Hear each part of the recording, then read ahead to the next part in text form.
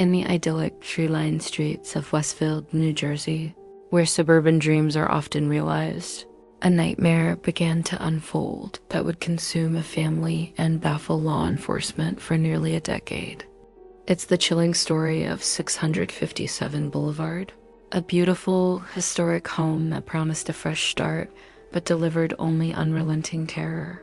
This isn't a tale of murder, but of psychological warfare waged by an anonymous tormentor known only as the Watcher, whose menacing letters turned a dream home into an inescapable prison of fear. Our story centers on the Broaddus family, Derek and Maria, and their 3 young children. In 2014, they poured their life savings into this magnificent 6-bedroom Dutch colonial home. It was a picture of suburban bliss, purchased for $1.3 million, and promised ample space, a charming neighborhood, and excellent schools. They began renovations, filled with excitement about their new life. But just 3 days after closing on the house, their dream began to unravel with the arrival of a chilling, anonymous letter. The first letter was addressed to the new owner. Its opening line was unsettling. "Dearest new neighbor at 657 Boulevard, allow me to welcome you to the neighborhood." The initial politeness quickly turned sinister. The writer claimed their family had been watching the house for decades, that it was their job to watch. They expressed curiosity about the Broaddus children, asking if they brought new blood and stating, "I am the Watcher and have been in control of 657 Boulevard for the better part of 2 decades now." The letter detailed specific knowledge of the house's layout, hinting at an intimate familiarity. This initial communication, though bizarre, was dismissed as a strange prank. However, the letters escalated. They became more frequent, more personal, and far more menacing. The Watcher knew the children's names, their ages, and even which rooms they slept in.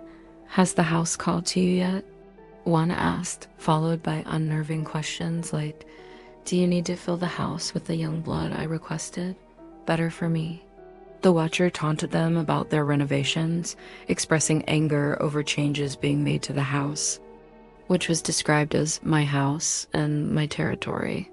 The tone shifted from eerie curiosity to outright threats, culminating in lines like, "It is time for me to reawaken and watch the young blood flow." The fear became palpable. Maria Broaddus, a stay-at-home mother, began to feel constantly watched, tormented by the thought that someone was observing her children. Derek, trying to remain strong, couldn't shake the chilling sensation that the threats were real. The family immediately contacted the Westfield Police Department. Detective Leonard Lugo took on the case, initially treating it as simple harassment. But as the letters continued, the police realized the severity of the psychological torment. They fingerprinted the letters, tracing saliva DNA, but found no matches in their databases. Handwriting analysis was inconclusive. The investigation quickly began to focus on the immediate neighborhood. Who would know so much about the house and the family's intimate details? Who would be so obsessed with 657 Boulevard? The list of suspects grew, driven by both police investigation and desperate family theories. One prominent suspect was the Woods family, who lived directly behind 657 Boulevard. Peggy Woods, an elderly neighbor, was in her 90s, and her family had lived there for decades. The letters mentioned that the house had been watched for decades. Peggy's adult son, Michael Woods, lived with her and was described as eccentric and somewhat reclusive. He was a prime suspect, especially after it was reported he made strange comments about the house to others. There was even a later, unconfirmed report from a former detective who claimed Michael confessed to the letters, a claim that was never publicly verified by police. Another set of neighbors, the Langfords, who had lived next door for over 50 years, also came under scrutiny. Their property's layout allowed them a clear view of the Broaddus house. An FBI profiler consulted on the case even suggested the Watcher might be an older person, possibly connected to the house's history. Langford, the family patriarch, was considered a potential suspect, though no direct evidence ever linked him. The previous owners of 657 Boulevard, the Woods, were also questioned extensively. The Broaddus family suspected the Woods knew more than they let on, perhaps having received similar letters themselves, but they denied it. As the months passed, the letters didn't stop. The Broaddus family became consumed by fear. They put their plans to move into 657 Boulevard on hold, pouring hundreds of thousands of dollars into mortgage payments and taxes on a house they couldn't live in. The children were terrified. They refused to enter the house, traumatized by the idea of the watcher observing them. The psychological toll was immense, leading to sleepless nights, paranoia, and a constant feeling of being hunted. Their dream home had become an unbearable nightmare. Desperate, the Broaddus family tried to sell the house, but who would buy a house infamous for being haunted by an anonymous stalker?